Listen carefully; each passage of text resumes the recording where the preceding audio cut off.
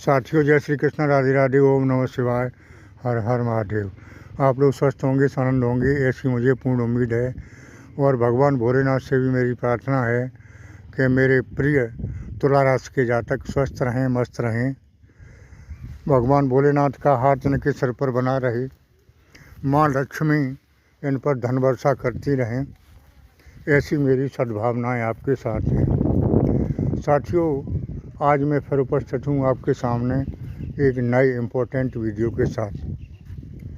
तो जैसा कि लिखा है कि 8 जनवरी को आपके जीवन में क्या भूचाल आने वाला है, क्या समस्या, किन किन समस्याओं का अंत होने वाला है, क्या ऐसी खुशखबरी मिलेंगी जिससे आपके जीवन में कुछ परिवर्तन आएगा, आपका लाइफ करियर बदलेगा कि ऐसा ही चलेगा, स्वास्थ्य, शिक्षा, धन की स्थिति में कुछ बदलाव आएगा कि सब कुछ ऐसा ही चलता रहेगा। दाम्पत्य जीवन, लव लाइफ, सभी के बारे में विस्तार से चर्चा करता हूँ। साथियों, ग्रह नक्षत्रों की माने तो बहुत कुछ बड़ा परिवर्तन आपको देखने को मिल रहा है। समय का चक्र इतना तेज़ी से बदला है कि बड़े से बड़े परिवर्तन आपको देखने को मिलेंगे। सबसे बड़ा परिवर्तन ये है कि आपके राशि के स्वामी शुक्रदेव हैं और शुक्र और बुध की युति बन रही है, जो कि आपस में मित्र हैं। जब मित्र एक दूसरे के घर में होते हैं तो अच्छा ही अच्छा होता है। आपका ही कोई मित्र आ जाए आपके घर में आपसे मिलने, तो आपको अंदर से ही एक प्रसन्नता होगी।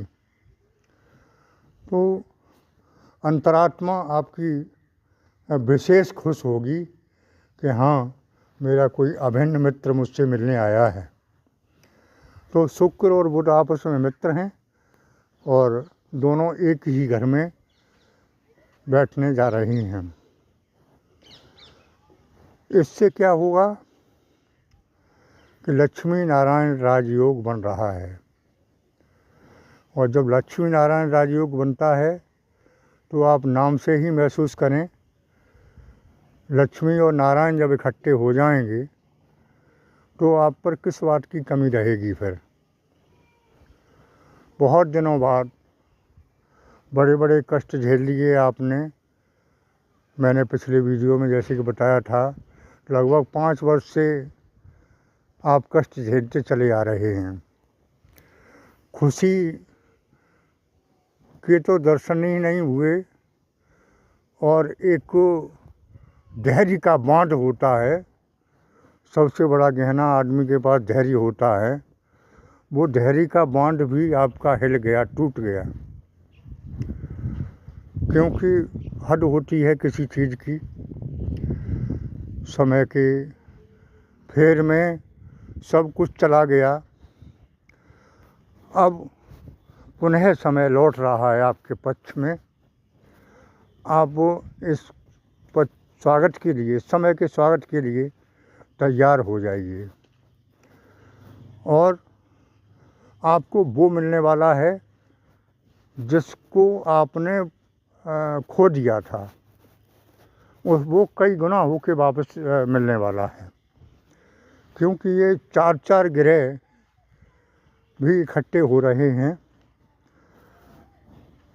जैसे बुध और शुक्र तो एक घर में बैठ ही रहे हैं, उसके साथ साथ शनि और सूर्य, राहु और बृहस्पति देव यानी गुरुदेव।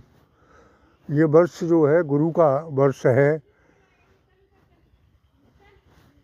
सूर्य का वर्ष है। तो आपके जीवन में चमक तो आनी है, इसमें कोई शक वाली बात नहीं है। क्योंकि जब 4 ग्रह आपके पक्ष में हैं और ये मुख्य 2 ग्रह आपके एक ही घर में बैठे हैं, जो कि आपस में मित्र हैं, सुख के दाता हैं, ऐश्वर्य के दाता हैं, भोग विलास की वस्तुओं के दाता हैं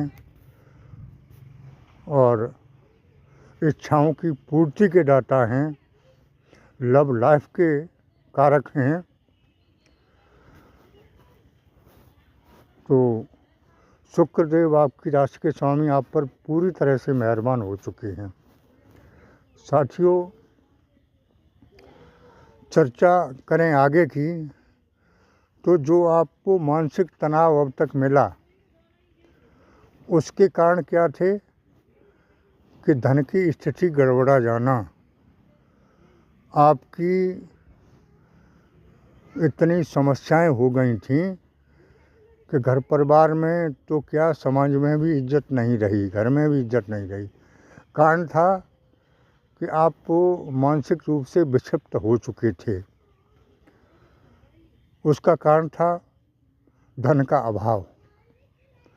धन का अभाव आपने खूब झेल लिया।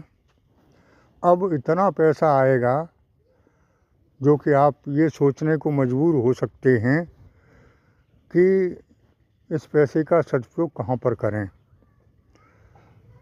तो इसके लिए आप अभी से रणनीति बना लें। पैसे का सदुपयोग करना है, दुरुपयोग नहीं करना है, क्योंकि पैसा लक्ष्मी रूप है और लक्ष्मी चंचल होती है। आज हमारे पास है तो कल आपके पास है और परसों किसी तीसरे के पास भी हो सकती है। तो हम उस समय के लिए अपना संचित करें धन, जबकि हमारे कोई दुर्दिन हों। जैसे अब आपने पहले से संचय किया होता तो इन दिनों में आपको इतनी जोखिम, इतनी परेशानी नहीं उठानी पड़ती।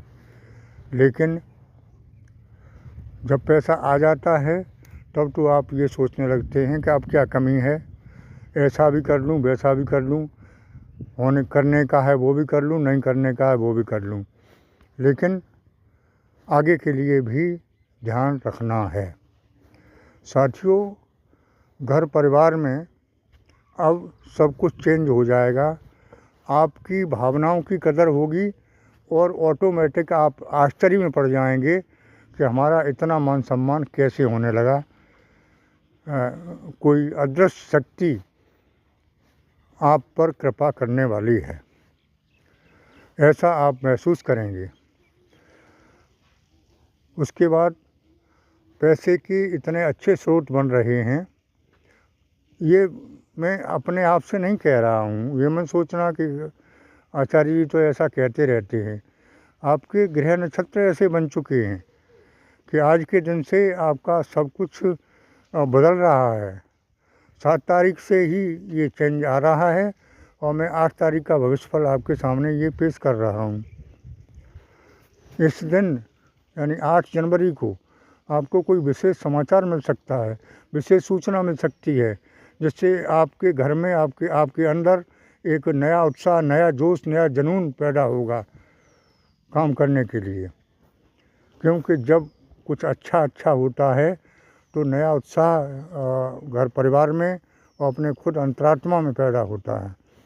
साथियों, आगे मैं बताना चाहूँगा कि पारिवारिक जीवन में कोई मांगलिक कार्यक्रम अति शीघ्र योजना बनने वाली है। आगे समाज में आप एक प्रतिष्ठित व्यक्ति के रूप में उभरने वाले हैं। आप कोई चुनाव वगैरह लड़ते हैं तो उसमें भी बहुत सफलता के बहुत कुछ चांस दिखाई दे रहे हैं।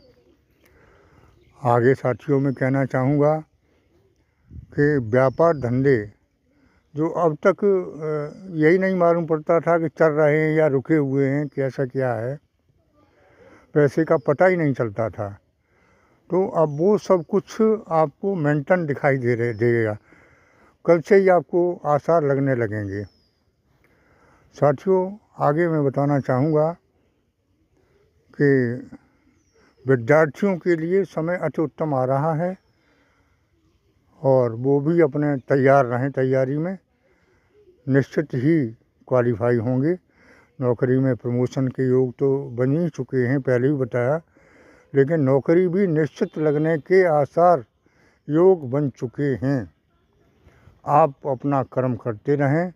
नौकरी सरकारी या प्राइवेट आपको मिल के रहेगी अगर आपने प्रयास किया है तो। आपकी जन्म कुंडली में योग है नौकरी का तो। साथियों, आगे चर्चा कर लेते हैं लव लाइफ के बारे में। लव लाइफ में तो आपको निराशा मिली थी, क्योंकि जिससे आप प्यार करते थे वो आपसे नहीं करता था, और आपसे जो करता था उसको आपने तिरस्कार किया था। समझने का फिर समझिए, जो आपसे प्यार करता था उससे आप नहीं प्यार करते थे, और जिससे आप प्यार करते थे वो आपसे प्यार नहीं करता था। अब इसका सेटलमेंट अतिशीघ्र है। या तो आप जिससे प्यार करते हैं वो आपसे प्यार करने लगेगा, या आप उसको छोड़ देंगे और आपसे जो प्यार करता है उससे आप प्यार करने लगेंगे। ऐसा योग बन चुका है। इसमें आपके ऊपर है, आप में समझ परख कितनी है कि मेरा सच्चा प्रेमी कौन है। जिस सच्चे प्रेमी को अब तक आप समझ नहीं पाए, परख नहीं पाए और उसका तिरस्कार करते रहे, वो ही आपका सच्चा प्रेमी है। जो आपको तिरस्कार कर रहा है, आपको दुत्कार रहा है, उस पर आप मर रहे हैं, तो ये आपकी मूर्खता ही हो सकती है। जब आपसे वो प्यार ही नहीं कर रहा है तो आप उससे दूर चले जाएं तो ज़्यादा बेहतर रहेगा। मेरी तो राय ये है, फिर आपके ऊपर है, आप अपने विवेक से काम लें। साथियों, जिस किसी को जन्म कुंडली का विश्लेषण कराना है या नई जन्म कुंडली बनवानी है तो व्हाट्सएप के माध्यम से संपर्क कर सकते हैं। निश्चित शुल्क जमा करके अपॉइंटमेंट व्हाट्सएप के माध्यम से ले सकते हैं। कृपया फ़ोन न करें, फ़ोन स्वीकार नहीं किया जाएगा। मेरी बात अच्छी लगी हो, समझाने का तरीका आपको सही अच्छा लगा हो तो चैनल को अवश्य सब्सक्राइब कर दें और कमेंट बॉक्स में ओम नमः शिवाय हर हर महादेव ज़रूर लिखें। साथियों, मैंने पहले ही बताया, ये ओम नमः शिवाय साधारण चीज़ नहीं है, ये महामंत्र है। अगर इसका आप जाप करते हैं और भजन पूजन ध्यान मनन करते हैं तो कितनी भी मुसीबत में घिरे हों, आप मुसीबत से बाहर होंगे। आपका कोई बाल बांका नहीं बिगाड़ सकता, ऐसा मुझे पूरा भरोसा है भोलेनाथ पर। तो चैनल को सब्सक्राइब ज़रूर करें, इससे मुझे मनोबल बढ़ता है मेरा। आपका भी कुछ जाता नहीं है, मेरा मनोबल बढ़ेगा तो आपको नई नई जानकारी जल्दी से जल्दी देता रहूँगा, जिससे आपका भला होगा। तो चैनल को सब्सक्राइब करने में कंजूसी ना करें, ध्यान रखें। कमेंट बॉक्स में अपनी समस्याएं, अपने विचार लिखते रहें और ओम नमः शिवाय महामंत्र लिखते रहें। साथियों, आगे फिर मिलेंगे नए वीडियो के साथ। तब तक के लिए ओम नमः शिवाय हर हर महादेव। धन्यवाद।